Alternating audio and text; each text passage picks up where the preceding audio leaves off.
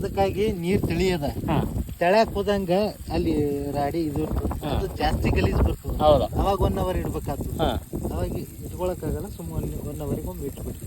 1 hour ಅಂದ್ರೆ ಒಂದ್ ದಿನಕ್ಕೆ 4 ತಾಸು ಕರೆಂಟ್ ಇರ್ತಲ್ಲ.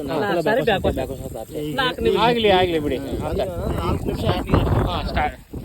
ಈಗ 2 hour interval time ಇಟ್ಟಿದ್ವಿ.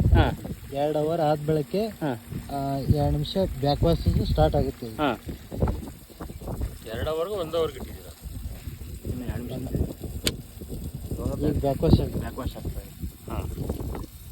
Back wash ಅಂದ್ರೆ ಇದೆಲ್ಲ ಗಲೀಜ್ ಹೊರಗಡೆ ಏನಿರ್ತಲ್ರಿ ಎಲ್ಲ ಹೊರಗಡೆ ಹೋಗ್ಬಿಡ್ತಾವೆ. 1 ನಿಮಿಷ ಫಿಲ್ಟರ್ ಅಂದ್ರೆ ಅದೇ 2 ನಿಮಿಷದಾಗ ಎಲ್ಲ ಕಡೆ ತುಂಬ್ಕೋತದ. ಆಯ್ತು, ತುಂಬ 1 ನಿಮಿಷ ನೀರು ಹೊರಗೆ ಹೋಗ್ತಾವೆ. ನೀರು ಅದೇನಂದ್ರೆ ಈ ಸದ ಇಂಟರ್ವಲ್ ಟೈಮ್ ಜಾಸ್ತಿ ಇರ್ತದೆ. ಸದ ಈಗ 1 hour ಇಡೋದು 1 hour ಇಡ್ತೀವಿ, 2 hour ಇಡೋದು 2 hour ಇಡ್ತೀವಿ. 1 hour ಇಡಿ. 1 hourಗೆ ಬೆಟ್ರ. 4 ತಾಸು ಕರೆಂಟ್ 4 ಸಾರಿ ಬ್ಯಾಕ್ ವಾಶ್ 4 ನಿಮಿಷ ನೀರು ಸ್ವಲ್ಪ ಅದು ನೀರು ವೇಸ್ಟ್ ಆಗ್ಬಾರ್ದು. ಪೈಪ್ ಲೈನ್ ಮಾಡ್ಕೊಂಡು ಆ ಕಡೆ ಗಿಡಕ್ಕೆ ಬಿಡ್ಕೋಬಹುದು. ಅದು ಯೂಸ್ ಮಾಡ್ತಾರೆ. ವೇಸ್ಟ್ ನೀರು ಹೊಲಸು ನೀರು ಅದೇನು ಯೂಸ್ ಗಿಡಕ್ಕೆ ಬಿಡಕ್ಕೆ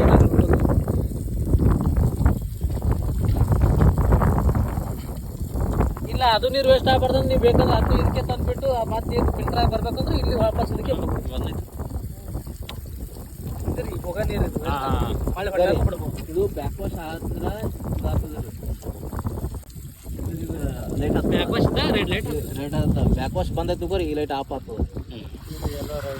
ಇದು ಆಗ್ತದೆ, ಎಲ್ಲೋ ಲೈಟ್ ಆಗ್ತದೆ.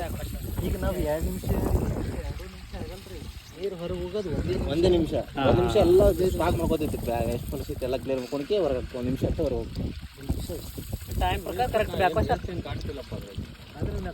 ಅಲ್ಲ, ಕಂಟಿನ್ಯೂಸ್ ಆಗಿ ಮಾಡ್ತಾ ಇತ್ತಲ್ಲ, ಅದು ಅಲ್ಲ ತಿಳಿ ಐತಿ. ಈಗ 1 hour ಹೊಲಸ್ ಕಲೆಕ್ಟ್ ಆಗೋದೇ ಬೇರೆ, 2 ನಿಮಿಷ ಸ್ವಲ್ಪ ಜಾಸ್ತಿ ಈ ನೀರು ಜಾಸ್ತಿ ಒಳಗೆ ಗುಮ್ಮಿ ಹೋಯ್ತು ತಗೋರಿ, ಗಲೀಜ್ ನೀರು ಕೂತಿರ್ತದೆ. ಅದೆಲ್ಲ ಹೊರಗಡೆ ಬರ್ಬೇಕಾದ್ರೆ ಇದು ಆಗ್ಬಿಡ್ತಲ್ಲ. 1 hour ಮೀಟ್ರ್ ನಾವು ಟೆಸ್ಟ್ ಮಾಡಕ್ಕೆ 2 ನಿಮಿಷ ಐತಿ. ಈಗ ನಾವು ಮ್ಯಾನ್ಯಲಿ ಏನು ಮಾಡೋದಂಥದ್ದು ಹೇಳಿ. ಏನಿಲ್ಲ ನಿಮ್ದು, ಏನೇನೂ ಇಲ್ವಾ? ಏನಿಲ್ಲ. ಕರೆಂಟ್ ಬರ್ತೀವಿ ಆನ್ ಮಾಡೋದು ಅಷ್ಟೇ. ಅದು ಆನ್ ಮಾಡ್ತೀವಿ, ಮಾಡಿಲ್ಲಪ್ಪ ಆಟೋ ಕೂಸ್ಕೊಂಡ್ಬಿಟ್ಟೋದಕ್ಕೆ. ನೀವು ಬರೋದು ಬೇಡ, ಆನ್ ಮಾಡೋದು ಬೇಡ, ತಾನೇ ಹೋಗ್ತದೆ. ಆಟೋ ಹೋಗ್ಬಿಟ್ರೆ ಅದನ್ನು ಆಟ ಮಾಡ್ಬಿಡ್ಬೋದಾ?